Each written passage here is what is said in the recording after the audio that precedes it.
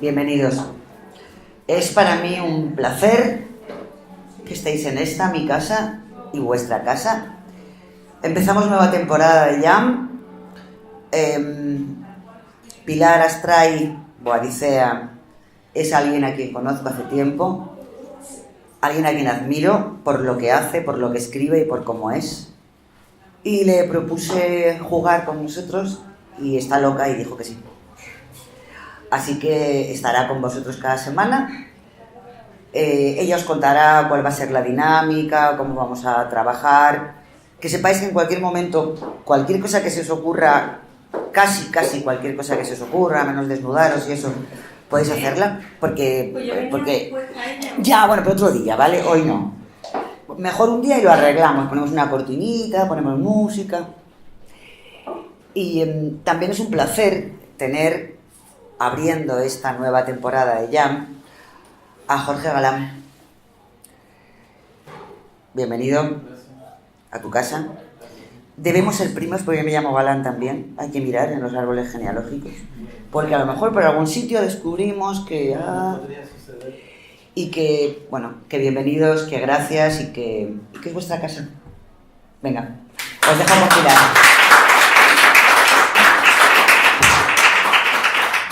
Todo vuestro.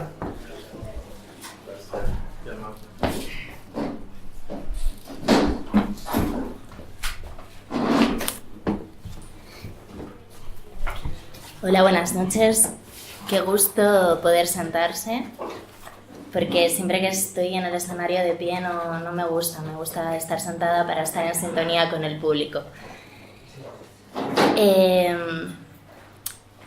Quería pediros disculpas por el retraso de casi una hora. Estas cosas de la poesía son así. Y bueno, pues hoy tenemos con nosotros a Jorge Galán, que viene a hablarnos de poesía, de novela y de muchas otras cosas. ¿Cómo va a ser la dinámica de la Jam? Que, como dice Marisol, estamos dispuestas a todo tipo de sugerencias. Va a haber una entrevista al principio, luego le podéis preguntar al autor brevemente, porque si no esto se alargaría mucho, y luego procederemos a la Jam. También tendremos de vez en cuando algún juego poético, que ya he pensado en alguno, para hacer esto pues un poquito más interactivo y que participemos todos, no solo los que queremos leer, sino también los que venimos a escuchar. Y nada, es un honor tener aquí a Jorge.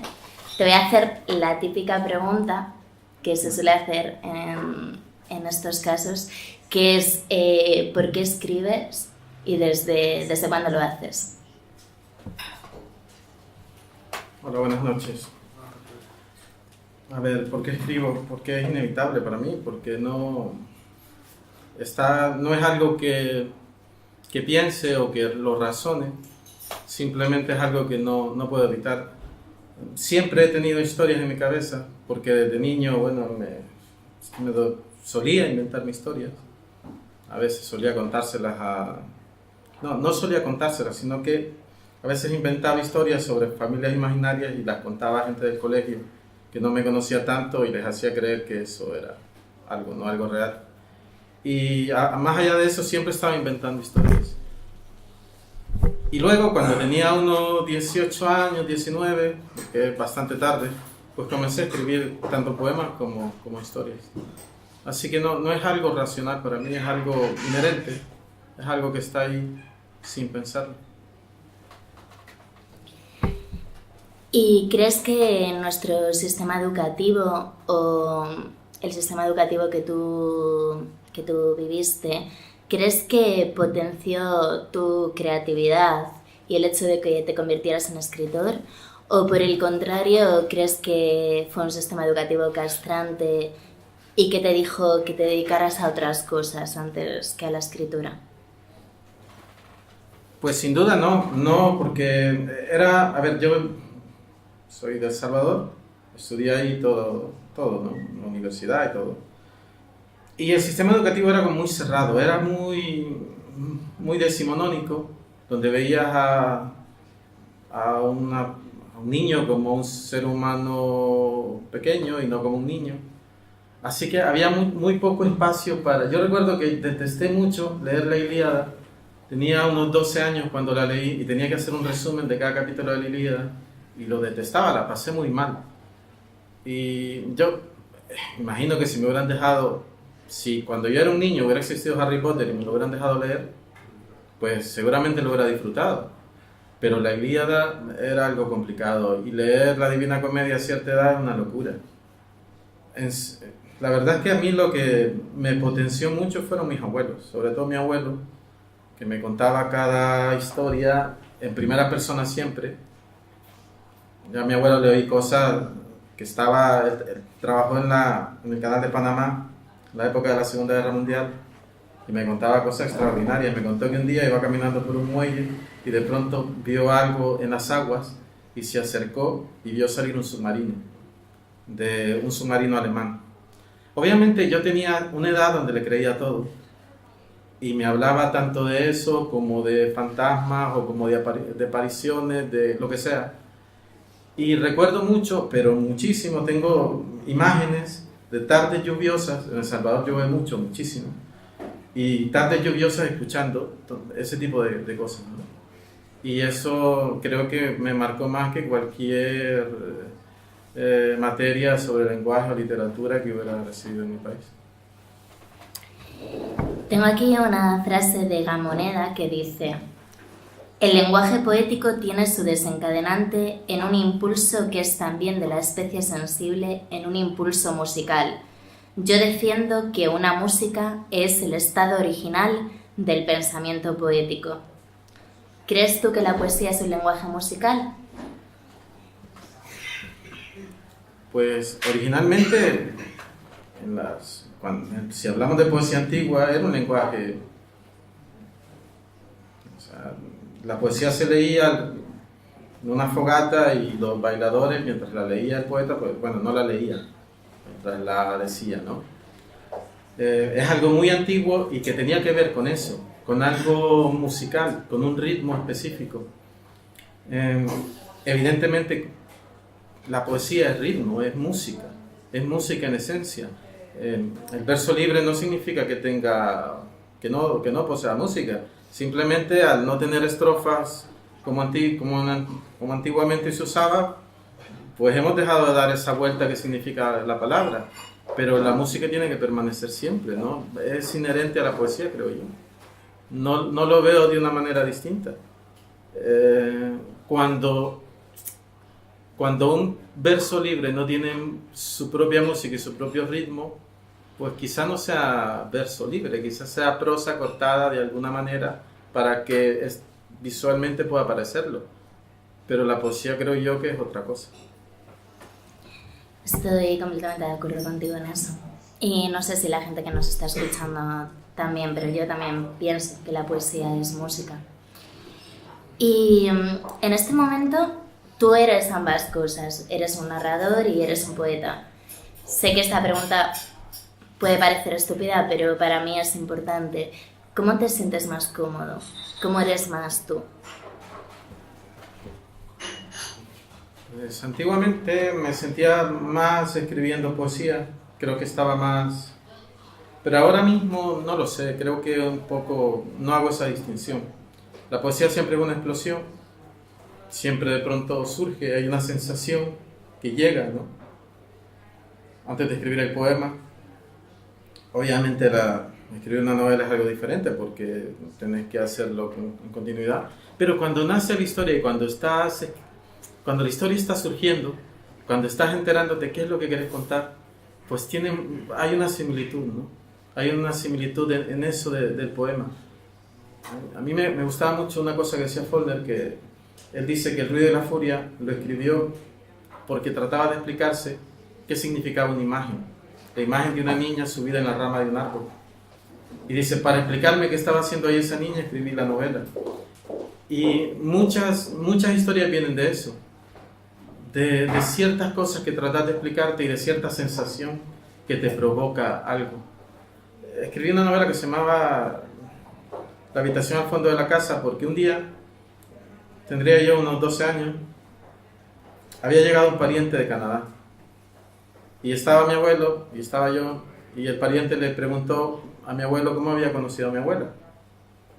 Y él le dijo que cuando había regresado de Panamá, justo al regresar de Panamá, a finales de los años 40.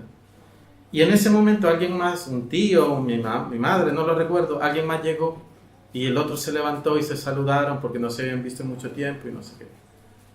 Y eso pasó.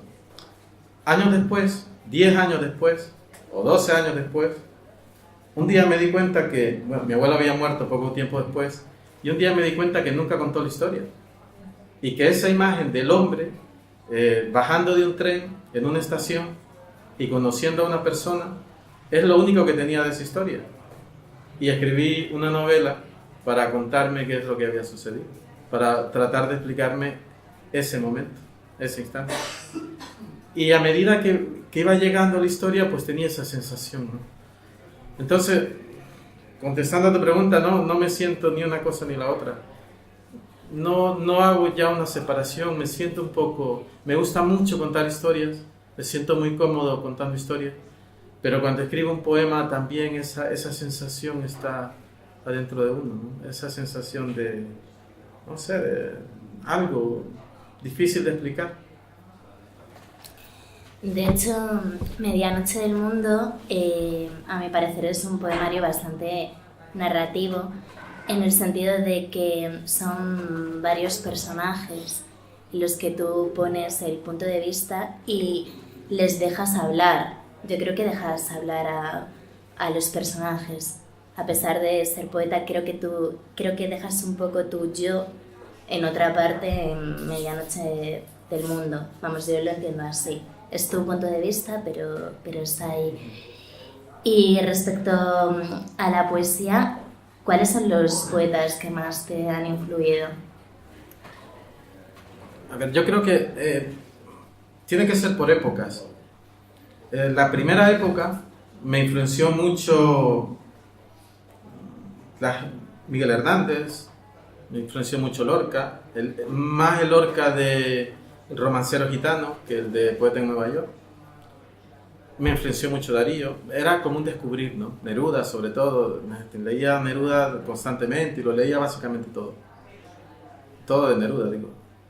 Luego, en una segunda etapa, me influenció mucho Octavio Paz y Alexandre, o Alexandrea, o como se pronuncia. Me influenció mucho, me decían muchas cosas, y era como un segundo momento, ¿no?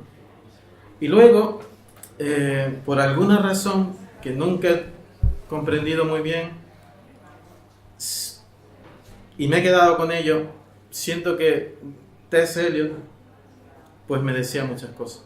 Tanto el T.S. Eliot de La Tierra Baldía como el T.S. Eliot de los Cuatro Cuartetos, pues me dicen mucho. Nunca he entendido bien por qué, porque no es un poeta de mi lengua, poeta anglosajón, pero siempre me provocó una emoción diferente. Me dijo algo distinto, con una fuerza distinta, incluso leído en español.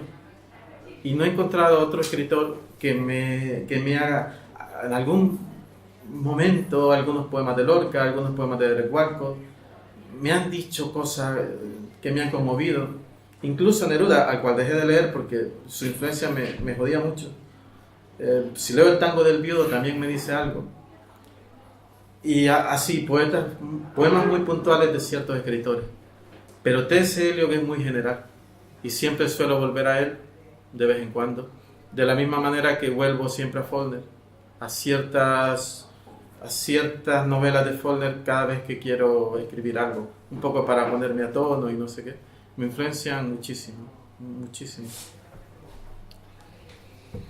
Sobre lo que está sucediendo ahora en España a nivel poético, te voy a decir una frase de Jorge Reitman que dice: lo contrario de la poesía es el marketing. ¿Y cuánto parasita el marketing a la poesía? ¿Qué opinas de esto? ¿Crees que el marketing está afectando de forma negativa al panorama poético actual? Yo creo que hay que diferenciar cierta visión de las cosas de lo real. Creo que la poesía real nunca se va a ver afectada. por ciertas cosas. Creo que he visto una cantidad enorme de jóvenes en España, algunos muy populares, que escriben y que particularmente la mayoría no me dicen mucho, ¿no? No me entusiasma lo que hacen. Pero dentro de todo eso siempre de pronto poder visualizar el talento, y el talento siempre prevalece. Siempre dentro de todo aquello hay algunos autores donde el talento está ahí. Y entonces creo que no tendría por qué afectar lo genuino. La visión de alguna cosa sí, cómo vemos, no sé, cómo se ve la poesía desde un punto de vista. Pero autores genuinos siempre va a haber, y autores con talento siempre va a haber. Y eso siempre al final prevalece, ¿no? Yo confío mucho en eso, porque no lo sé. Iba a mencionar un ejemplo hay una autora de mi país, se llama Claudia Lars, que yo vengo de un país que es eminentemente muy, muy machista y muy... Pero ahora Claudia Lars es considerada una de nuestras joyas, una autora a la que todo el mundo hace referencia en mi país. Que no se haya leído en 1980 no significó nada. Que no se haya leído en 1975 no significó nada. Que se leyeran otras cosas porque estaban más acorde a la época. Al final el talento prevaleció. Y cuando de pronto uno lee cosas, hay un poema que se llama La memoria del frío, que penosamente no me puedo de memoria, lees aquello y decís que es una verdadera joya, una cosa absolutamente maravillosa, y la lees en 2017 y te emociona, como seguramente a las pocas personas que la leyeron en 1960. Al final el talento prevalece, y si bien hay mucho marketing y hay editoriales que exclusivamente publican ciertas cosas, al final si alguien tiene talento va a prevalecer y lo demás quedará en el olvido, como ha sucedido siempre, creo yo. Y en esta explosión también del feminismo, que algunos denominan el feminismo actual como una especie de nueva ilustración, ¿crees que la poesía entienda de sexos? ¿Crees que las mujeres, como decía Virginia Woolf, estamos un poco condicionadas a escribir sobre nuestra condición injusta? ¿O por el contrario crees que no se nota la voz masculina o femenina? Yo creo que en un gran escritor no debería notarse. Trates el tema que trates. Puedes tratar sobre ese tema o sobre otro. Si uno lee a Emily Dickinson, no estás pensando que estás leyendo a una mujer. Estás leyendo a un gran escritor. Si uno lee a Sylvia Plath, si uno lee a Marianne Moore, si uno lee a Olga Orozco, estás leyendo a grandísimos escritores. Si uno lee a Claudia Lars, estás leyendo a una grandísima escritora. Que pueda tocar un tema que tenga que ver con eso específicamente, está bien, ¿no? Si ella quiere hablar sobre eso, perfecto. Pero no tendría por qué notarse. Un gran escritor siempre fue un gran escritor. No recuerdo haber pensado nunca cuando leía a Sylvia Plath que era una mujer. No, es que no lo recuerdo. Vas creciendo junto a mí como un ficus. Y leí esas frases o lo de Emily Dickinson, sobrevivir la noche en algún modo secreto y entro en el día. Le basta que está salvo, saber que fue salvado, que no sepa el cómo. Lees eso y te eriza la piel. No pensás que fue una mujer que estaba encerrada en su cuarto en 1890. Pensás que es un autor de primera, o sea, y te emociona lo que lees. Y más recientemente, ¿quién no lee a Wisława Szymborska con fascinación? Wisława Szymborska fue la gran escritora del final del siglo XX, junto a Derek Walcott. Podéis poner a Semujin en esa discusión o a Trastomer, pero sobre todo Wisława Szymborska, ¿no? Desde su particularidad estética, tan profunda siempre diciéndote algo absolutamente maravillosa. Y si estás pensando, cuando lees a Wisława Szymborska, en que es una mujer o algo así, pues creo que no estás pensando en lo esencial. Y creo que hay que volver a leerla sin ningún tipo de atavío, como lo que fue, como una escritora mayor del final del siglo XX. Pero, ¿crees que existe algún tipo de discriminación? Por ejemplo, uno de mis objetivos, aunque suene a lo mejor un poco ambicioso, es traer hasta allá no solamente mujeres, hombres, sino personas que creo que pueden estar siendo discriminadas en la sociedad y que tienen mucho que decir. Por ejemplo, a mí me cuesta ver en el panorama poético actual gente negra, o me cuesta ver gente transexual, me cuesta ver esos perfiles en el panorama poético actual cuando son perfiles que son personas que veo habitualmente. Entonces me pregunto si no somos quizá conscientes de que estamos ejerciendo a lo mejor algún tipo de discriminación de este tipo, o cómo lo ves tú. Estás hablando de España, ¿no? Sí.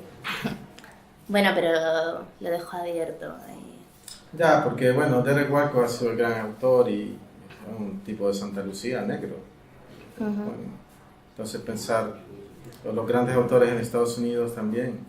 Yo creo que existe eso, no vamos a mentirnos, no hay cierta discriminación. Yo vengo de una minoría y veo autores de mi país o de Centroamérica en general que tranquilamente podrían estar publicando en donde fuera si no fueran centroamericanos, tan simple como eso, y que por diversas razones, ninguna tiene que ver con la calidad poética o con la calidad literaria, pues no tienen oportunidades de ir más allá. No lo sé, es un poco extraño para mí que vengo de Latinoamérica a hablar de eso en este escenario, ¿no? No sé, porque bueno, yo he hecho cierto camino, no ha sido fácil, pero bueno, de alguna manera he logrado publicar donde soñaba y cosas de esas. Pero sí siento que en general sí es más difícil. Sí es más... se aprecia menos cierta cosa y más otra. Tendería a pensar que sí. Tal vez no por mi propia experiencia, pero sí porque he visto muchísimo de eso, ¿no? Sí, quizá. Espero no haber dicho nada inapropiado. No, lo que has dicho está muy bien. Y bueno, creo que voy a dejar paso a que le podáis preguntar vosotros algo, porque yo tenía muchas preguntas, tú lo sabes, que te quería preguntar muchas cosas, pero me apetece que también preguntéis vosotros. Entonces, si alguien levanta la mano por aquí y quiere preguntarle algo a Jorge. Jorge ha publicado tanto novela como poesía, entonces podéis preguntarle cosas de todo tipo. ¿Roy? Sí.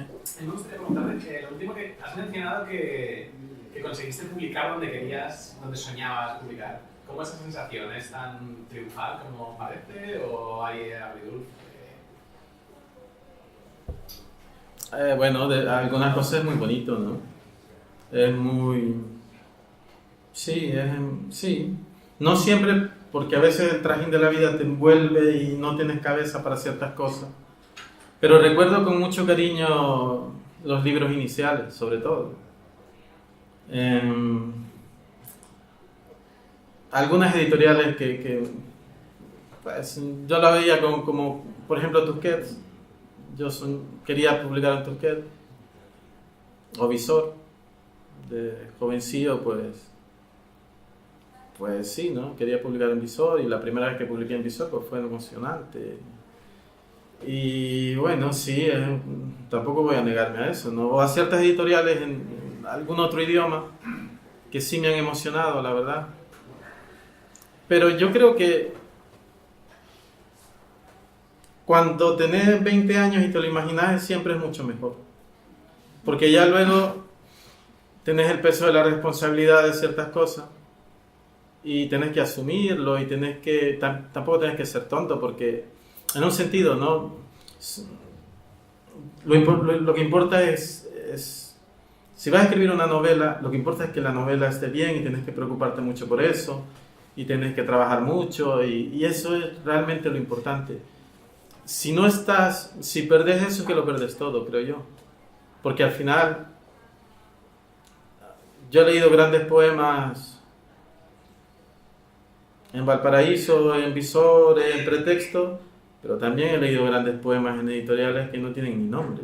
Y al final lo que queda es eso, ¿no? Lo que queda es algo más genuino y más auténtico y más potente y más... O sea, están las grandes editoriales y todos sueñan con publicar ahí, pero al final creo que lo importante es otra cosa. Yo conozco gente de mi país que son grandísimos escritores, que a veces ni siquiera tienen la oportunidad de publicar y que no es, o sea, que están en una editorial muy, muy pobre y de pronto lees un poema y dices, por Dios, y esto es maravilloso, ¿no? Y sin embargo están ahí. Así que al final sí es emocionante, no lo voy a negar, sí es bonito, pero cada vez, tal vez cada vez menos. Bueno, ya no tengo 20 años. Rafael. Tengo un amigo mexicano que se llama Augusto Leiva, y otro amigo español que se llama Jorge Abante, que me presentaron a poemas en idiomas indígenas. ¿Sabes?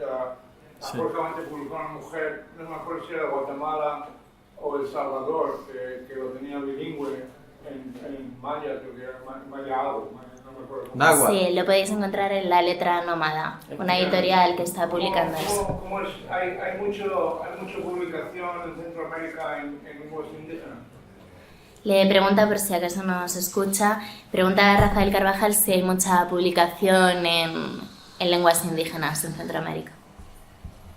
A ver, seguramente es más Guatemala, porque en El Salvador es mucho menos, porque tuvimos un pequeño problemilla en 1932, que tuvimos a un tipo que era un dictador que absolutamente masacró a los indígenas y nos quedamos básicamente sin lenguas. Hay algunas que se perdieron y algunas que apenas sobreviven, pero básicamente no hay nada y ya casi nadie las habla.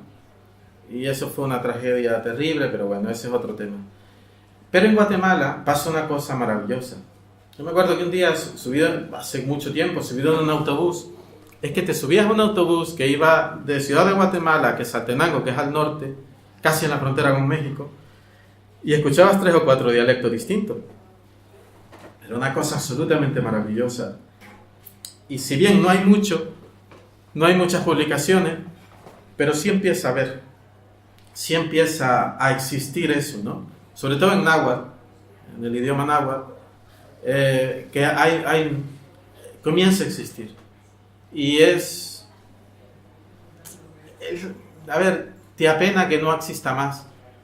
México, por ejemplo, León Portilla, que es un antropólogo, ha hecho una recuperación de escritores mexicas, aztecas, maravillosa, absolutamente. Y cuando lees aquello, ves una esencia que no conocías. Como cuando lees poesía china de hace muchos siglos, ¿no? Me recuerda mucho eso porque es muy visual, hay muchos, no silencio, o sí silencio, pero es un silencio lleno de las voces de la naturaleza, y muy visual y muy simbólico en lo referente a lo natural. Y es absolutamente extraordinario. Una poesía muy pura, muy genuina, ¿no? Muy del principio. Pero bien, cada vez hay menos. Y en mi país, casi inexistente. Casi inexistente. Ahora se está haciendo se está recuperando cierta poesía, muy poquita, pero se está recuperando. Pero apenas, ¿no? Es un rescate más que... Pero hay casi nadie que escriba de esa manera. ¿Por allí? ¿Tu nombre? Soy Quique, me gustaría preguntarle a Jorge, él lleva 2 años en España, creo, ha estado 1 año en Granada viviendo y ahora lleva 1 año en Madrid. Y me gustaría que me contases un poco la visión que tiene de nuestro país, de España, ahora, y haciendo una contraposición como era la visión que tenías de nosotros desde Centroamérica, desde tu país. Vale, le pregunta a Quique la visión, es que tenemos aquí la grabadora, la visión que tenías antes de llegar de España y la que tienes ahora. A ver, obviamente es distinta, ¿no? Porque No es una pregunta fácil, es muy difícil responder eso. Sobre todo porque cuando yo vine la primera vez a España, fue muy bonito, fue muy especial porque fue en el año 2009 y había participado en un premio el Antonio Machado. Entonces vine por eso, por el premio. Así que mi visión de España... A ver, yo venía de Centroamérica, de San Salvador. Había sido un niño en los años 80 durante había una guerra terrible. Y luego había comenzado a escribir, pero San Salvador, que había estado destruida por la guerra, que apenas se... O sea, era una cosa muy precaria. Y de pronto, un día, venía a recibir un premio a Madrid. Era una explosión tremenda. Era una cosa... No sé cómo explicarlo, es muy difícil, ¿no? De pronto te encuentras esos edificios, una vitalidad que no había visto nunca, la Gran Vía, el Sol, 10.000 turistas. Era una sensación absolutamente extraordinaria. Entonces, la visión que yo tenía de España era una cosa muy romántica. Era una cosa maravillosa. Claro, cuando venís acá, te das cuenta, comenzás a... Pues, no sé, viví en Granada, que Granada era otra cosa, que era una joya, pero al vivir ahí te das cuenta que la gente tiene problemas, que a la gente le falta el trabajo, que los políticos no sé qué, que los... o sea, comenzás a vivir y comenzás a darte cuenta de una realidad que no es nada romántica.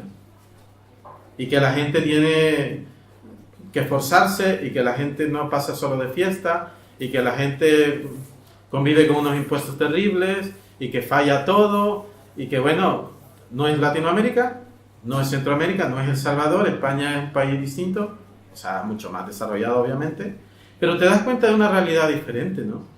Y te das cuenta que hay muchos problemas. Que yo he visto España cuando comenzaba la crisis, que casi no se notaba, y la he visto ahora con un montón de amigos sufriendo la crisis. Y claro, te choca mucho, te choca muchísimo. Obviamente sigue pareciéndome maravilloso pasar junto a la Alhambra, obviamente me sigue pareciendo maravilloso Madrid, pero ya con los pies en la tierra, ¿no? Dándote cuenta que pues sí, que hay muchos problemas, que hay muchísimas cosas. Obviamente, para alguien que escribe, para un escritor, vivir en Madrid no es vivir en San Salvador, eso no puede compararse porque en realidad no hay un punto de comparación. Así que bueno, es una sensación muy diferente.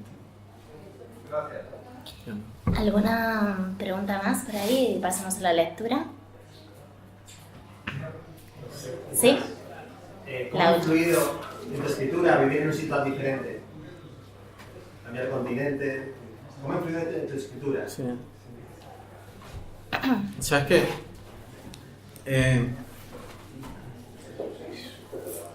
Yo supongo que ha influido en ciertas cosas, de alguna manera más en la novela, porque te vas haciendo un poco más... Hay un sentido de profesionalidad que podés sentir cuando ya te vinculas con ciertas cosas que en Centroamérica yo no lo podía sentir porque era casi imposible, ¿no? Pero cuando comenzás a publicar en ciertas editoriales, pues hay un sentido de responsabilidad distinto y eso te cambia. Pero particularmente a mí en los poemas, yo no salí de mi país a ver, era un poco, no voy a hablar del tema, pero un poco obligado, ¿no? Entonces encontrarme en España, pues fue muy duro. Fue muy duro porque... Y todo me provocaba un poema. Había una extrañeza distinta, ¿no? No venía de vacaciones, venía a quedarme. Y la visión es completamente diferente. Es completamente distinta y te enfrentas a una realidad que comenzás a verla de otra manera y sin duda me proveyó sentimientos que no tenía. Y en ese caso, pues sí me dio muchas cosas.